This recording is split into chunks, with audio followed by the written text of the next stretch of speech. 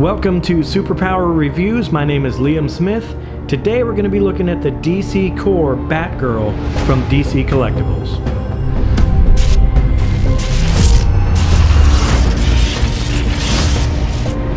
Okay, so first thing we'll do is take a look at the box. This is the standard DC Core window box from DC Collectibles. Has the large window on the front, large window on the side, so you can get a really good view of the statue if you're looking at it on the shelf in a store. Flipping around to the side of the box, have a full image of the Batgirl statue, stating that it's designed by Jim Fletcher and sculpted by Sam Greenwell. Flipping around to the back side of the box, another image of the statue, and showing other statues in the DC Core line, which I did previously review, the Joker statue and the Batman statue. More information at the top here about the statue and the backstory of this particular Batgirl. Okay, I'm going to go ahead and get the DC Core Batgirl out of the box and we'll take a closer look. Alright, so let's go ahead and take a look at the details starting at the top. One thing this DC Core line has done for sure is a really great job on the head sculpts. All of the features on the face, all of the features on the cowls, in this case with her hair, really great detail on them. If you look at the cowl here, it does have a matte black finish to it. They did a really great job on that. The sculpting down to the face, if I turn this around just a little bit, you can see the details in the eyes. Really great job on that. Just like the previous DC Core statues that I reviewed, this one is no different. As a matter of fact, I think the face may be even better on this one as far as intricate details and how great the paint apps are throughout the entire face. Now I also really like what they did with the sculpting on the hair. Has a very dynamic look to it, a great flow to it. You can tell the movement that she has in her pose is also showing in the hair, the way the hair is flipping up on both sides. Now one thing that is a little unusual they did on the hair is the paint. They gave the paint a very high gloss on the hair, which they may be going for more of the animated series style look, but it doesn't really go with the fact that they gave the face a very realistic look and the hair an animated look. And moving a little further down to the suit, they did a really great job on the purple matte paint that they have on the suit. I like the fact that they went with the matte because there are some other glossy features on here that give it a good contrast between the two. The sculpting on the suit itself is done really well. You look at the zipper down the front, the zippers on the pockets, the wrinkles in the shoulders, the arms, the waist area. Everything in the sculpt is done really cleanly and really well. And moving a little further down, if we spin the statue to the side, you can see it does have the classic, like I said, matte purple with the matte black stripe down the side. Now speaking of the paint apps, one thing I do want to mention, if you look a little further down to the belt area, where the pouches are, the strap around the leg, the belt itself, that part is not really the best paint app. You can see a few flaws in there. The yellow itself almost looks like it's not coated heavy enough. There's a little bit of bleed through in comparison to how nicely the purple and the black is done. Now I want to take a moment to look at her Batarang.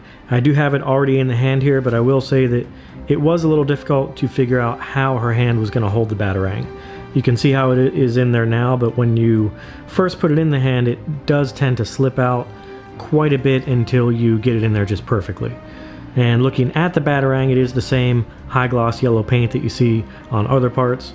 It really does make a difference in what position you put the Batarang in there, because if it's not exactly the way it needs to be, it will fall out very easily.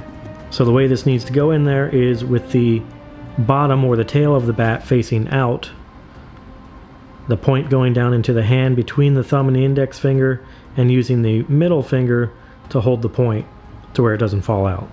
Alright, now flipping around to the back side of the statue, this is something I mentioned when I reviewed the DC Core Batman statue as well, was the excellent work that they did on the cape. The Batman statue had a bit of a matte black to it. This is more of a satin black, not quite matte, not quite glossy like the yellow is. It's a nice mixture of the two, gives it a nice leather look to it. But just like the DC Core Batman cape, they gave it a really great sculpt with a good flow to it, very nice dynamics to it. I love the way the sculpt goes into sharp points at the end.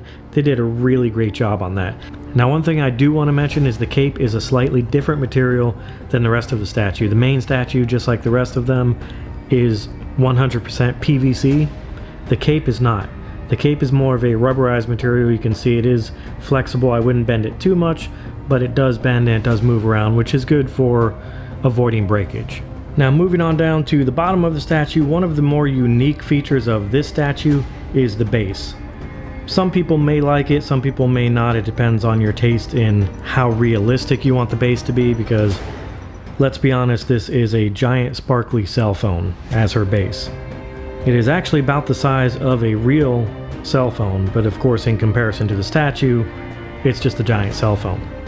As you can see, it does have a purple glittery material to the outside of it, have the same Batgirl logo in yellow on the bottom, and for those who are aware of the backstory with Batgirl, you know that this is Oracle on her screen. Okay, so I want to take a minute to talk about something that all the DC Core statues have that I think is really awesome, and that is the dynamic poses. This one is no different. She has a lot of movement going on here. She's about to throw that Batarang, stepping off the base. Very active, very dynamic. I really love what they did with all the statues in that way, especially if you're displaying them together. That works really well. It gives you an entire dynamic scene between all of them. Alright, so I went ahead and brought all the DC Core statues that I have here together to give you a good idea of what I'm talking about with the dynamic posing. Of course, you have Batman, Batgirl facing Joker. The way that they set them up on their bases were definitely meant to be displayed together. Of course, you want to have a little bit more room to display than I have right here, but you get the idea of how that can definitely work together. Now, one thing that I believe was intentional with all of these DC Core statues, if you'll notice, every one of them has 1 foot off of their base in one way or another, either raising up here, stepping off the base, or stepping directly up like the Joker is.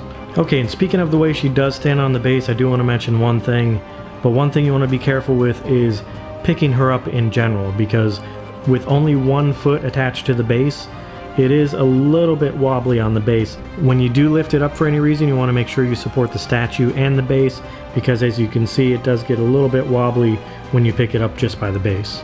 Alright, now as always, what I'm going to do now is scan around the statue, give you the close-ups, the 360-degree view, give you a better look at the DC Core Batgirl from DC Collectibles.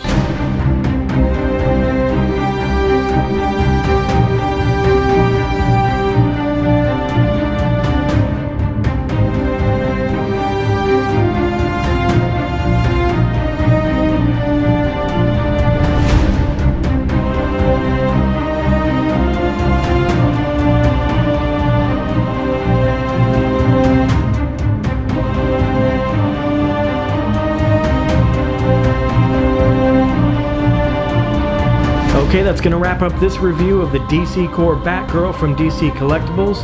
Go ahead and leave a comment below, let me know what you thought of this statue. And don't forget to subscribe, that way you won't miss any upcoming content.